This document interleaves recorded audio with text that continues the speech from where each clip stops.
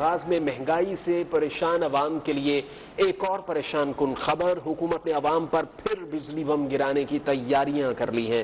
بجلی کی قیمت میں 4 روپے 75 پیسے فی یونٹ تک کے مزید اضافے کے لیے نیپرا کو درخواست دے دی گئی ہے، جبکہ کے الیکٹرک نے بھی ساتھ ہی درخواست جمع کروا دی ہے۔ اضافے کا مطالبہ فیول ایڈجسٹمنٹ کی مد میں کیا گیا۔ منظوری کے نتیجے میں صارفین پر 61 ارب 51 کروڑ 60 لاکھ روپے کا اضافی بوجھ پڑے گا۔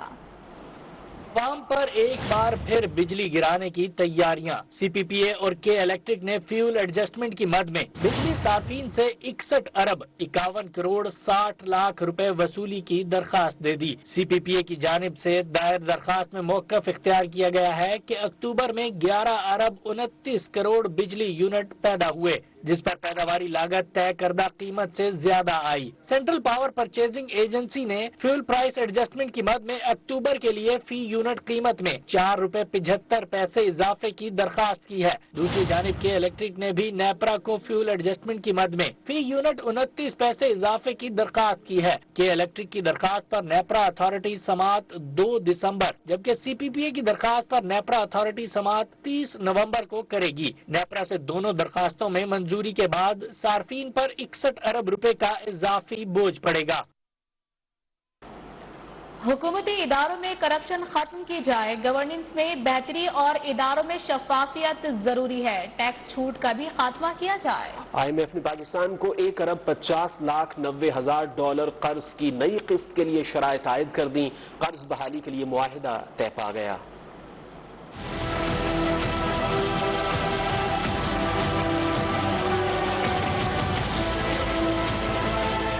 حکومتی اداروں میں کرپشن ختم کرنا ہوگی، اداروں میں شفافیت ضروری ہے، ٹیکس چھوٹ ختم کی جائے، قرض کی نئی قسط کے لیے آئی ایم ایف نے نئی شرائط عائد کر دیں۔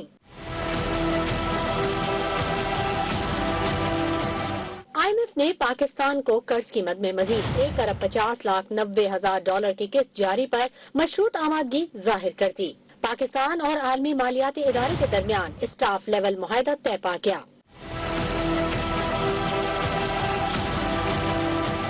آئی ایم ایف کے اعلامیے کے مطابق چھٹے جائزے کے تحت مذاکرات کے بعد پاکستان کو قرض دینے کی سفارش کی گئی۔ رقم جاری کرنے کا حتمی فیصلہ آئی ایم ایف کا ایگزیکٹو بورڈ کرے گا۔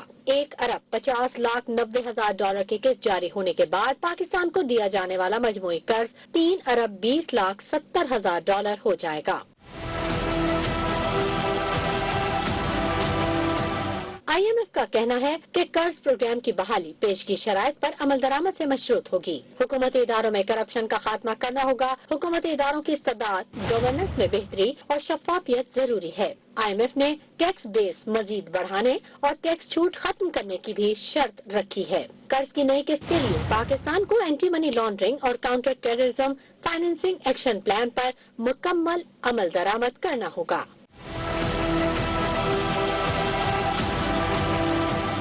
عالمی مالیاتی ادارے کے مطابق پاکستان نے جون تک کے اہداف پورے کر لیے۔ سیٹ ایف کے منصوبے پر عمل درآمد کیا گیا۔ ایف ڈی آر اور اسٹیٹ بینک کی کارکردگی قابل تعریف رہی۔ زر مبادلہ کے ذخائر بڑھانے اور قانون سازی کے ذریعے اسٹیٹ بینک کی خود مختاری بڑھانے کا بھی مشورہ دیا گیا ہے۔ آئی ایم ایف کے مطابق ان اقدامات سے پاکستان کو بجٹ، مالی شعبے اور مجموعی معیشت پر منفی اثرات پر قابو پانے میں مدد ملے گی۔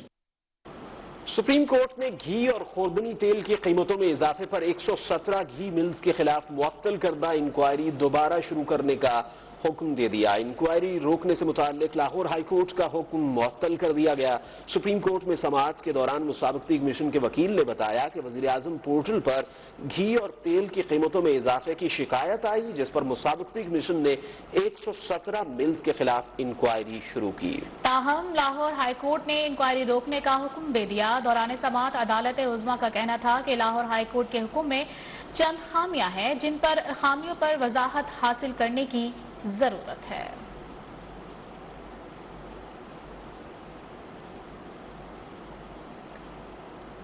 اور یہاں کو بتائیں کہ لاہور میں فلور ملز ایسوسی ایشن کے حکومت کے ساتھ مذاکرات کامیاب نہ ہو سکے، کل سے ملک گیر ہڑتال کا اعلان کر دیا گیا ہے۔ اس وقت ہمارے نمائندے سید عباس حیدر شادمان مارکیٹ میں موجود ہیں، ان سے جانتے ہیں کہ لاہور میں آٹے کی فراہمی کی صورتحال کیا ہے۔ عباس حیدر، یہ بتائیے کہ لاہور میں آٹے کی فراہمی کی صورتحال کیا ہے، اس کے ساتھ ساتھ یہ بھی بتائیے کہ حکومت کے فلور ملز ایسوسی ایشن کے ساتھ جو مذاکرات چل رہے تھے وہ کہاں تک پہنچے؟ جی بالکل، اس وقت اگر لاہور میں آٹے کی صورتحال پر بات کریں تو آٹے کی اس وقت جو ہے وہ فراہمی ہر جگہ جو ہے وہ کی جا رہی ہے، آٹا دستیاب ہے۔ یوٹیلیٹی سٹور پر 20 کلو آٹے کا تھیلا جو ہے 950 روپے کا، اور یہی آٹا جو ہے وہ اوپن مارکیٹ میں 1100 روپے کا فروخت کیا جا رہا ہے، جبکہ آٹا چکی میں جو ہے وہ بہت زیادہ مہنگا ہو گیا ہے، وہ تقریباً 85 سے 90 روپے فی کلو فروخت کیا جا رہا ہے۔ اگر بات کریں فلور ملز ایسوسی ایشن کی اور حکومت کے درمیان جو مذاکرات ابھی تک نہیں ہو پا رہے، اس کے جو ہے وہ صورتحال یہ بن چکی ہے کہ فلور ملز ایسوسی ایشن نے حکومت کو ایک ڈیڈ لائن دی ہے جو منگل تک، یعنی کل تک کی ہے۔ کل دوبارہ ان کا اجلاس ہوگا۔ ان کے فلور ملز ایسوسی ایشن کا یہ کہنا ہے کہ اگر حکومت نے ان کے مطالبات نہ سنے اور ان کے ساتھ مذاکرات نہ کیے تو فلور ملز ایسوسی ایشن جو ہے وہ احتجاج کرے گی، پورے شہر میں جو ہے وہ آٹے کی سپلائی بند کر دی جائے گی، جس کے بعد جو ہے آٹے کی قلت بھی پیدا ہو سکتی ہے اور انہیں عام شہریوں کو بھی پریشانی کا سامنا ہو سکتا ہے۔ جی عباس، آپ کا شکریہ، آپ نے اپڈیٹ کیا۔ خیبر گیس بحران شدت اختیار کر گیا، شہری پریشانی کا شکار۔ کراچی، لاہور، کوئٹہ، پشاور میں گھروں کے چولہے ٹھنڈے پڑ گئے۔ اسلام آباد، راولپنڈی میں گیس کی عدم فراہمی سے شہری تنگ آ چکے ہیں۔ ملک کے چھوٹے بڑے شہروں میں کوئی لکڑیاں جلانے پر مجبور ہے تو کوئی زندگی داؤ پر لگا کر گیس سلنڈر استعمال کر رہا ہے۔ حکومت کے گیس بحران سے نمٹنے کے تمام دعوے دھرے کے دھرے رہ گئے ہیں۔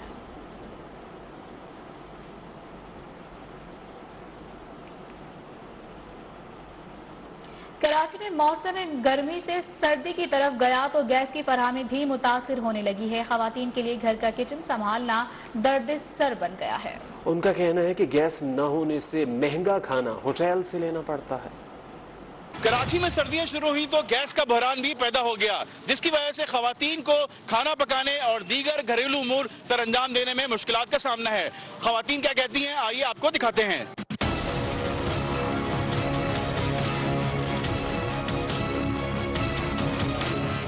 گیس کا جو نا لوڈ شیڈنگ کم ہے، بالکل کم آ رہا ہے۔ روٹی پکاؤ آدھا گھنٹہ لگتا ہے، اس کو سکھا کے پکا رہی ہے، انڈیاں پکتی نہیں ہے۔ ہم میں آتی ہے، غائب ہو جاتی ہے، 5-6 بجے کے بعد آتی نہیں ہے، رات تک 11 بجے تک۔ گیس کم ہو جاتا ہے اور صبح جو ہے 6:45 بجے جو ہے آ جاتا ہے، پھر تیز ہو جاتا ہے۔ گیس بالکل نہیں آ رہی ہے، عورتیں جو پریشان ہیں ہوٹلوں سے خریدتے، اب غریب آدمی کے اگر 5 بچے ہیں، 2 جنے وہ ہیں، کھانا پکانے میں سلنڈر منگوانے پڑتے ہیں، اور کیا مسئلہ ہوگا۔ اچانک جو ہے چولہے بند ہو جاتے ہیں، روٹیاں اوپر اکڑ جاتی ہیں، مہمان آئے ہوئے ہیں، گھر بنا رہے ہیں تو ان کو چائے کی ضرورت ہوتی ہے، چائے نہیں بنا سکتے۔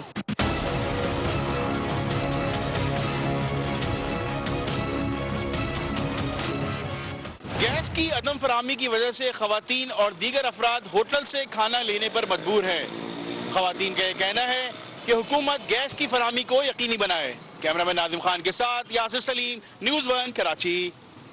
وزیر اعظم عمران خان نے بڑھتی مہنگائی پر قابو پانے اور سیاسی صورتحال پر مشاورت کے لیے پارٹی ترجمانوں کا اجلاس طلب کر لیا ہے۔ کچھ دیر بعد ہونے والی اس بیٹھک میں بلدیاتی انتخابات کے حوالے سے بھی گفتگو کی جائے گی۔ یہ اہم اجلاس کچھ دیر میں ہوگا۔ وزیر اعظم عمران خان نے بڑھتی مہنگائی پر قابو پانے اور سیاسی صورتحال پر مشاورت کے لیے پارٹی ترجمانوں کا یہ اہم اجلاس طلب کیا ہے۔ کچھ دیر بعد ہونے والی اس بیٹھک میں بلدیاتی انتخابات کے حوالے سے بھی گفتگو ہوگی۔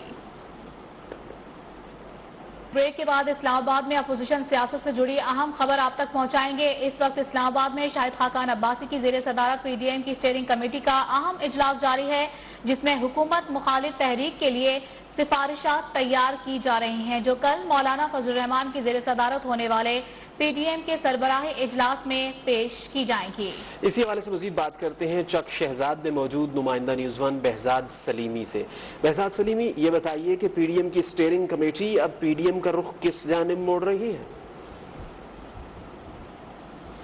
جی، پی ڈی ایم کے سیکرٹری جنرل شاہد خاقان عباسی کی زیر صدارت پی ڈی ایم کی اسٹیئرنگ کمیٹی کا اہم اجلاس اس وقت یہاں چک شہزاد میں مسلم لیگ نون کے دفتر میں جاری ہے، اور اس اجلاس کا بنیادی مقصد جو ہے وہ حکومت مخالف تحریک کے حوالے سے سفارشات کی تیاری ہے جو کل پی ڈی ایم کے سربراہی اجلاس میں پیش کی جائیں گی۔ اس اجلاس میں نہ صرف جو احتجاجی تحریک سے متعلق سفارشات تیار کی جا رہی ہیں بلکہ پارلیمنٹ کے مشترکہ اجلاس میں الیکشن ترمیمی بل سمیت جو قانون سازی ہوئی ہے اس کو عدالتی فورم پر چیلنج کرنے سے متعلق امور پر بھی مشاورت ہو رہی ہے۔ سینیٹر کامران مرتضیٰ جو کہ ایک قانونی ماہر بھی ہیں، انہوں نے اس اجلاس میں شرکت سے پہلے بتایا کہ اس قانون سازی کو سپریم کورٹ میں چیلنج کرنے کے دو طریقہ کار ہیں، اس حوالے سے وہ قیادت کو بریف کریں گے۔ وہ اس اجلاس میں شریک ہیں اور ذرائع کا کہنا ہے کہ آج کے اجلاس میں اس حوالے سے بھی مشاورت کی جا رہی ہے، اور جو سفارشات تیار کی جائیں گی کل وہ جو سربراہی اجلاس ہوگا پی ڈی ایم کا اس میں پیش کی جائیں گی۔ اس کے ساتھ ساتھ لاہور سے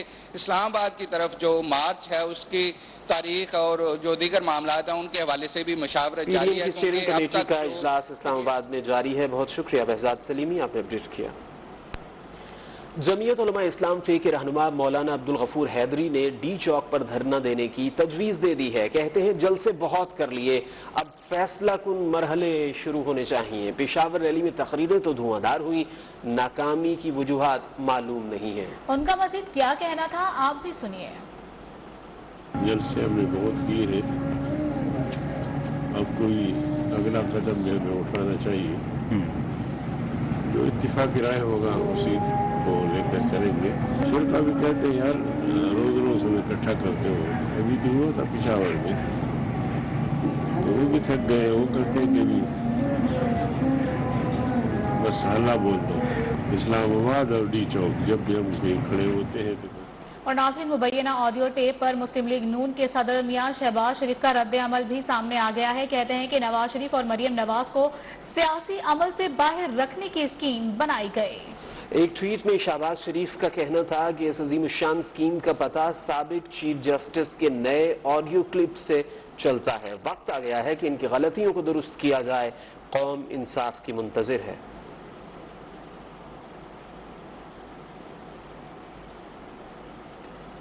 سابق chief justice of Pakistan Saqib Nisar نے خود سے منسوب آڈیو ٹیپ کی تردید کر دی ہے۔ سوشل میڈیا پر زیر گردش مبینہ آڈیو کلپ کے حوالے سے سابق چیف جسٹس ثاقب نثار کا موقف سامنے آ گیا ہے۔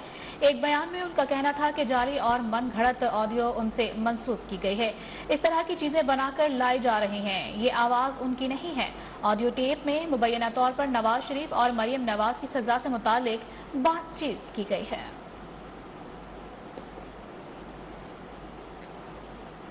اور یہاں کو بتائیں کہ اسلام آباد ہائی کورٹ میں ایون فیلڈ ریفرنس میں سزا کے خلاف اپیل، مریم نواز کے وکیل عرفان قادر کی 24 نومبر کی سماعت ملتوی کرنے کی درخواست کر دی گئی ہے۔ کہا سپریم کورٹ میں مصروفیت کے باعث 24 نومبر کو پیش نہیں ہو سکتا۔ انہوں نے عدالت سے استدعا کرتے ہوئے کہا کوئی اور تاریخ مقرر کی جائے۔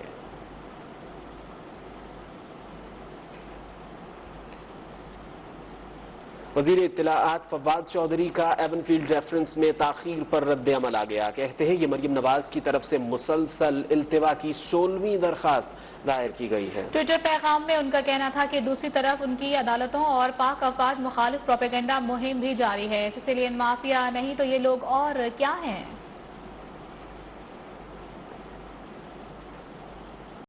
اور یہ آپ کو بتائیں کہ ڈھاکہ میں پاکستان اور بنگلہ دیش کے درمیان تیسرا T20 میچ جاری ہے۔ 125 رنز کے ہدف کے جواب میں پاکستان نے 1 وکٹ کے نقصان پر 60 رنز بنا لیے ہیں۔ بابر اعظم 19 رنز بنا کر امین الاسلام کی گیند پر آؤٹ ہوئے ہیں۔ محمد رضوان اور حیدر علی کریز پر موجود ہیں۔ بنگلہ دیش نے ٹاس جیت کر پہلے کھیلتے ہوئے 7 وکٹوں کے نقصان پر 124 رنز بنائے۔ محمد نعیم نے 47 رنز کی اننگز کھیلی۔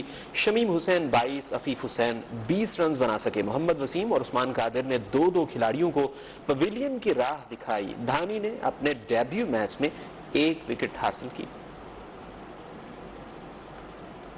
Welcome back. بابا گرو نانک کے جنم دن کی تقریبات میں شرکت کے لیے بھارت سے آئے سکھ یاتری گوپال سنگھ کی 74 سال قبل بچھڑے دوست محمد بشیر سے ملاقات ہو گئی۔ دونوں دوست جذبات پر قابو نہ رکھ سکے۔ تارپور راہداری بچھڑوں کو ملانے لگی۔ بچپن کے دوست 74 سال بعد بغل گیر۔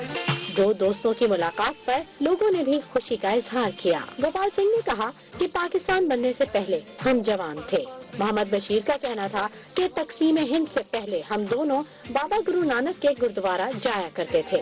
गोपाल सिंह ने करतारपुर राहदारी के मंसूबे पर खुशी का इजहार किया और इस पर हुकूमत पाकिस्तान का शुक्रिया अदा किया।